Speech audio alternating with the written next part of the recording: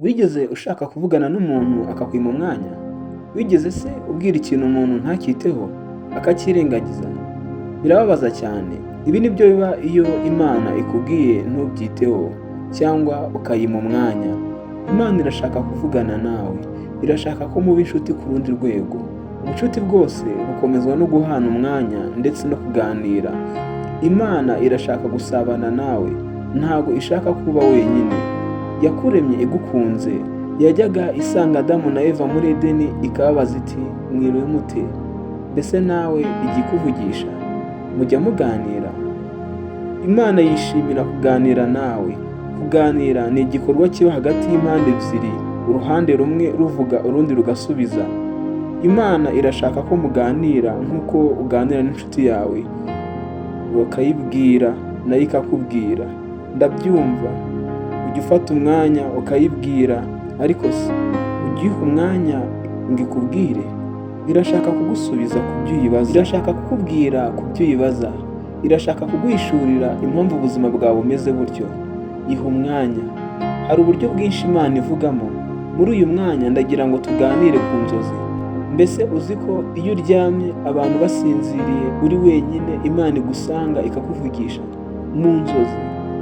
mu nzozi Imana iragusura.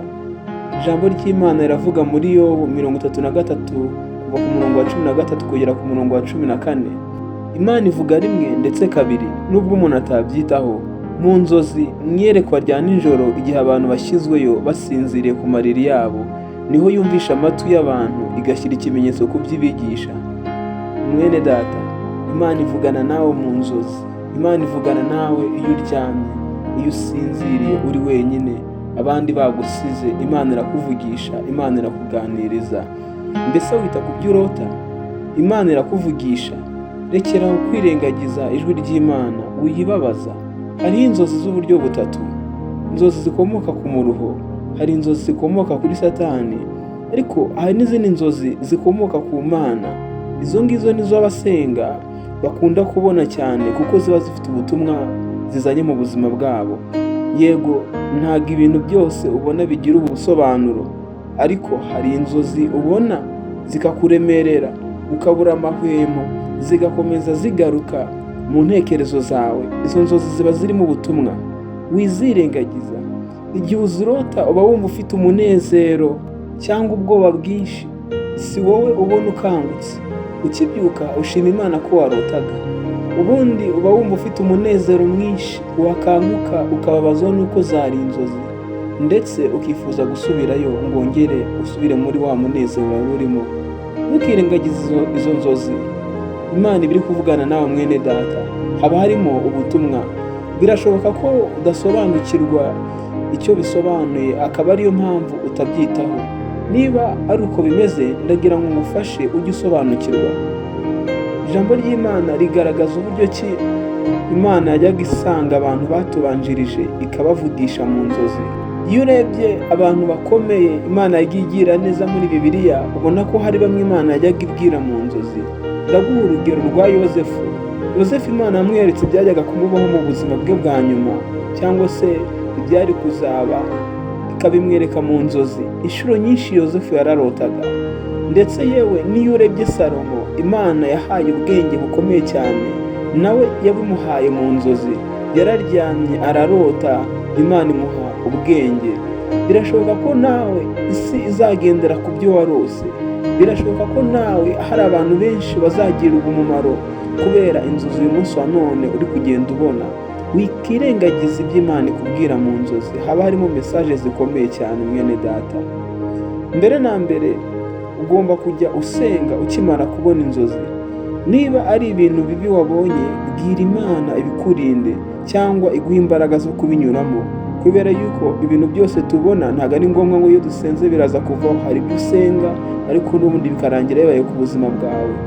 Imana ikiba yabikwerekeye iba yagira ngo ubyitegure, usenge, iguhe imbaraga kugira ngo ubinyuremo. Iyo ari ibintu byiza rero, uba ugomba gusenga kugira ngo Imana ibizane mu buzima bwawe. Uba ugomba gusenga kugira ngo bya bintu bisohore. Niba hari n'ikintu cyashaka kuza kwakira ibyo bintu byiza, uba ugomba gusenga ugatesha agaciro ibyo byose ukabyereka Imana. Imana iragufasha kandi isohoza ijambo ryayo. Niba ari ibintu byiza, bwira Imana, wishimire. Niba ari ibintu bibi kandi ukabona wenda hari nk'ikosa urimo urakora, mwene data, fata umwanzuro, gira icyo ubikoraho. Niba hari ikintu wari ugiye gukora ukabona mu nzozi icyo kintu wari ugiye gukora kizagenda nabi, wigikora, cyihorere, icyo ntabwo kizagenda neza. Imana yabiguhishuriye. Ni Imana iba yakubwiye mwene data, ntabwo ari ay'inzozi. Ikindi, niba ujya wibagirwa ibyo ubona, nawe ndagira ngo ngufashe. Ni byiza ukimara kurota ukicura, ugomba guhita ubyuka cyangwa ukandika ahantu kugira ngo utaza kubyibagirwa. Gusa ikiruta ibyo ni ugusenga. Senga Imana uyibwire igufashe. Ni ukuri bizahinduka, ntuzongera kuzibagirwa. Iyo usenze Imana urayibwira ukayivuga ati Imana, ibyo unyereka ndabyibagirwa. Satani aba yaje kukwiba. Ijambo ry'Imana avuga ngo nta kindi kizana Satani ni ukwiba, kwica no kurimbura. Hari igihe atangira kwiba bwa busabane bwawe, atangira kwiba kwa kundi waganiraga n'Imana. Ugasanga wajya urota ibintu, wajya ubona ibintu bikaba, ariko uyu munsi wa none ntukimenye niba warose cyangwa utarose, cyangwa se waba uzi ko wanarose ugasanga ibyo warose ntabwo ubyibuka. Ukwiriye gufata umwanya ugasengera ibyo bintu. Ntabwo ari ikintu cyoroshye mwene data. Fata umwanya ubisengere, bibwira Imana, hari icyo Imana izabikoraho. Nubibwira Imana bizahinduka.